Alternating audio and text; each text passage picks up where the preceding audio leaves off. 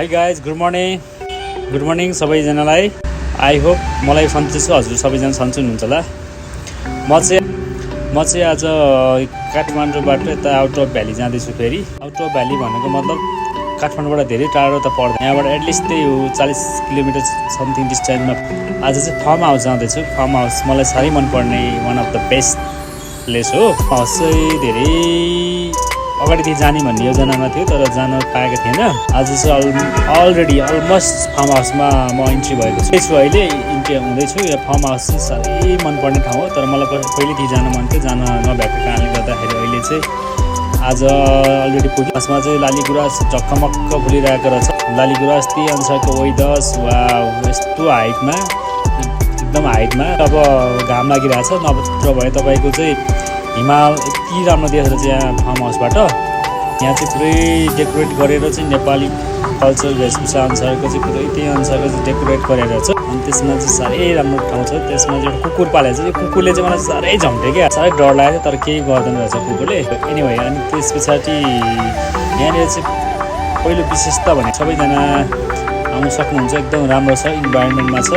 यहाँ आउँदाखेरि चाहिँ तपाईँको चाहिँ लोकेसन वाइज भन्नुपर्दाखेरि चाहिँ यहाँ साकु हुँदै कार्तिके भन्ज्याङ हुँदै जानुपर्छ। कार्तिके देउराली हुँदै जाने हो। एकदम हाइटमा छ यो, राम्रो ठाउँ, पुरै चारैतिर देख्ने ठाउँमा छ। यहाँनिर चाहिँ हेर्नुहोस् न, तपाईँको चाहिँ भन्नुहुन्छ नि नेपाली ट्रेडिसनल अनुसारको चाहिँ मकै के भन्छ लौकाहरू सबै झुन्डाएर एकदम राम्रो तरिकाले डेकोरेट गरेको रहेछ।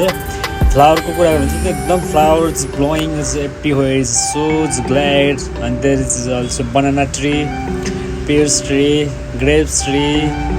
There is many kind of flowers over there. And then एकदम ग्रीन छ अहिले। यस्तो अब भनौँ न, अहिले त वैशाखको सिजनमा त खास त ड्राई सिजन हो नि। ड्राई सिजन भए पनि त्यहाँनिर चाहिँ एकदम ओसिलो ठाउँ रहेछ क्या तपाईँको चाहिँ। अहिले पनि एकदम ओसिलो हराभरा हरियाली त्यस्तै अनुसारको चाहिँ। अनि फुलहरू त्यत्तिकै फुलेको छन्, त्यही अनुसारको चाहिँ तपाईँको चाहिँ अब त्यहाँ फलहरू त्यत्तिकै फुलिरहेछन्। तपाईँको चाहिँ अङ्गुर होइन, स्याउ, नास्पाती, तपाईँको चाहिँ के भन्छ हरेक प्रकारको चाहिँ फलफुलहरू त्यहाँ पाउन सक्नुहुन्छ तपाईँहरूले। अब अहिले चाहिँ टाइम चाहिँ भएको छैन, तर पनि एकदम राम्रो तरिकाले फलिरहेको छ। त्यहाँनिर चाहिँ तपाईँहरू अब होल नाइट बिताउनु सक्नुहुन्छ। नेपाली कल्चर अनुसारको त्यो किचेनहरू त्यही अनुसारको चाहिँ त्यही दाउराहरू सबै रेडिमेड त्यही राखिदिँदो रहेछन्। अनि त्यसमा चाहिँ तपाईँको चाहिँ अब फ्यामिली प्याकेजमा जानु सक्नुहुन्छ, या तपाईँको चाहिँ अब कपाल अब ग्यादरिङ टुगेदरनेस जानु सक्नुहुन्छ त्यहाँनिर चाहिँ होइन। अनि त्यसमा चाहिँ जानुभन्दा अगाडि तपाईँले कन्ट्याक्ट गरेर जाँदा चाहिँ एकदम बेटर हुन्छ है। एकदम राम्रो ठाउँ छ, जानु होला तपाईँहरू पनि। मलाई चाहिँ साह्रै मन पर्यो। आई थिङ्क यु गाइजलाई मन पर्नुहुन्छ अझै पनि, तपाईँहरू जान सक्नुहुन्छ। लोकेसन वाइज मैले भनिहालेँ।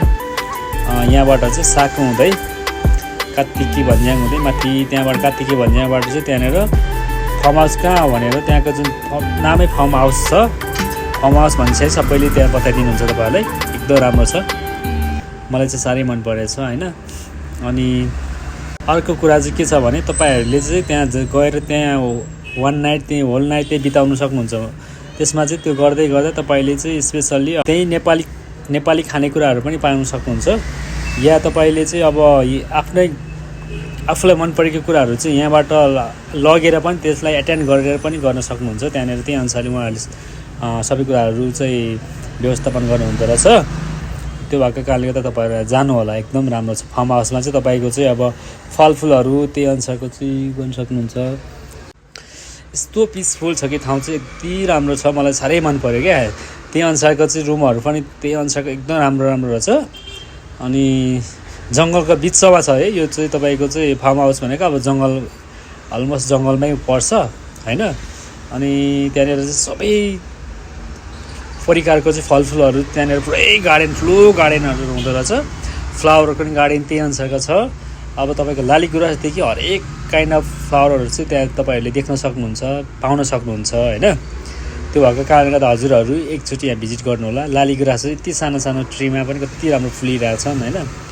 अनि त्यही हो, अब त्यहाँ चाहिँ गइसकेपछि साह्रै तपाईँको चाहिँ बसौँ टाइपको छ। एकदम राम्रो छ, एकदम हाइटमा सबैतिर देख्ने होइन, राम्रो छ। अनि खानेकुराहरूको त्यो लागि चाहिँ अलिकति सबै कुराहरू त्यही अनुसारले चाहिँ नपाइँदो रहेछ र पनि नट ब्याड। हेर्नुहोस् न यहाँ तपाईँको चाहिँ क्या दामी क्या यो जुन फ्लावरहरू चाहिँ कति भेराइटीको आजभोलि वैशाखको सिजनमा पनि धेरै राम्रो फ्लावरहरू तपाईँले देख्न सक्नुहुन्छ। लु यहाँ आरुको यो चाहिँ पियर्स ट्रीहरू हो, गार्डनहरू हो। यहाँ चाहिँ पुरै आरुहरू फलिरहेछ, खाने बेला चाहिँ अलिक भर्खर रहेनछ, भर्खर सानो सानो छ। अब यो चाहिँ वैशाख भनेपछि तपाईँको जेठको 15सम्म चाहिँ खानुहुन्छ अरे यहाँनिर देख्न सक्नुहुन्छ होइन। अनि त्यस पछाडि यहाँ नासपत्ती पनि छ, आँपहरू पनि छन्। त्यस पछाडि आएर तपाईँको चाहिँ अङ्गुर होइन लगायत धेरै छ क्या। दाउरा चाहिँ तपाईँको त्यहाँ क्याम्प फायर भनेको अब त्यो नाइट स्टे गर्नुहुन्छ भने त्यो दाउराहरू पनि त्यही व्यवस्थापन गरिदिएको छ। तपाईँहरूले चाहिँ त्यही अनुसारले चाहिँ अब उहाँहरूलाई इन्फर्म गरेर उहाँहरूले त्यही अनुसारले प्रिपेरेसन गरिदिनुहुन्छ र त्यही अनुसारले तपाईँले टाइम स्पेन्ड गर्न सक्नुहुन्छ एन्ड इन्जोय पनि लिन सक्नुहुन्छ एकदमै है। See natural flowers so blowing over there, कति धेरै छ नि त फ्लावरहरू। सी अनि त्यो अमला भन्छ हामी, अमलाको बोट, त्यो पानी अमलाको झ्याङहरू पनि देख्न सकिन्छ। बनाना पनि फलेको छ त्यहाँनिर, बनाना पनि छ। दाउरा, यो दाउरा चाहिँ तपाईँको भन्नुहुन्छ भने सब त्यो त्यहाँनिर चाहिँ क्याम्प फायर जस्तो टाइपले बस्नुको लागि त्यो चाहिँ दाउरा व्यवस्थापन गरेको रहेछ। सी लालीगुराँस सानो छ तर त्यसमा ठुलो धमक्का कस्तो राम्रो फुलेको छ क्या लालीगुराँस, क्या दामी। सी एन्ड एकदम राम्रो छ ठाउँ, सबै कुराहरू पाइन्छ। अनि रुमहरू स्टेपको रुमहरू पनि त्यही अनुसारको अब तपाईँको फ्यामिली अनि ग्यादरिङ तपाईँको चाहिँ अब कपल्स त्यही अनुसारको रुमहरू पनि तपाईँले पाउन सक्नुहुन्छ। धेरै छ रुमहरू पनि, मेबी कति भनेपछि 20-22वटा रुमहरू छ भन्ने कुरा मैले सुनेको थिएँ एक्ज्याक्टली, तर मैले नि स्योर चाहिँ भएन। मोटामोटी तपाईँ अब फ्राइडे र स्याटरडे चाहिँ नजानु होला मेरो विचारमा, किनकि फ्राइडे स्याटरडे चाहिँ फुलफिल प्याक हुन्छ अरे। त्यो भएको कारणले गर्दा फ्राइडे स्याटरडे भन्दा अरू डेमा गयो भने चाहिँ तपाईँले त्यही अनुसारले चाहिँ एकदम आनन्दताले भ्यू त्यही अनुसारको भिडियो फोटो खिच्न सक्नुहुन्छ। त्यही अनुसारले चाहिँ भिडियोहरू बनाउन सक्नु एकदम सहज हुन्छ होला जस्तो लाग्छ मलाई। त्यही भएर फ्राइडे एन्ड स्याटरडे भन्दा अरू सन्डे मन्डे अनदर्स डेमा तपाईँहरू गयो भने चाहिँ त्यही अनुसारले तपाईँले त्यहाँको इन्भाइरोमेन्ट युटिलाइज गर्न सक्नुहुन्छ। द्याट्स माई के भन्छ, द्याट्स माई फिल होइन। त्यो चाहिँ मैले महसुस गरेको अलरेडी। सो अनि यहाँनिर चाहिँ तपाईँको एकदम गार्डन ठुलो छ। त्यहाँनिर चाहिँ अब भन्नुहुन्छ नि चराचुरुङ्गीदेखि लिएर बाघ भालु के आउने थाहा छैन, ठुलो छ त्यो एरिया। त्यो भएको कारणले गर्दा C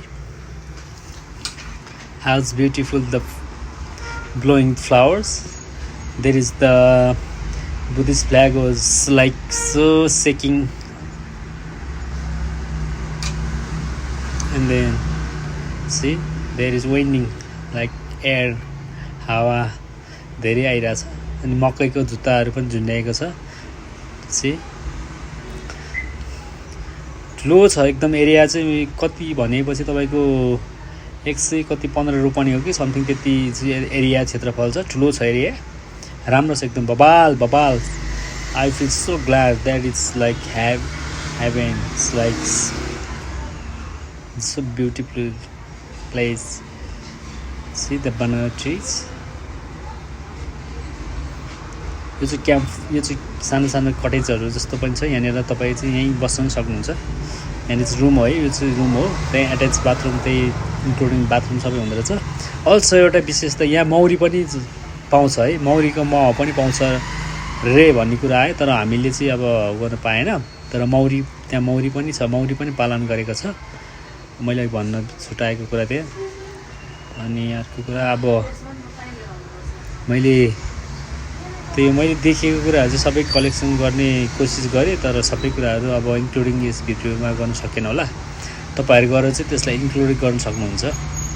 overall the place is must beautiful र काठमाडौँबाट खासै टाढा पनि छैन है guys. You can visit one time over here. This is just for you guys.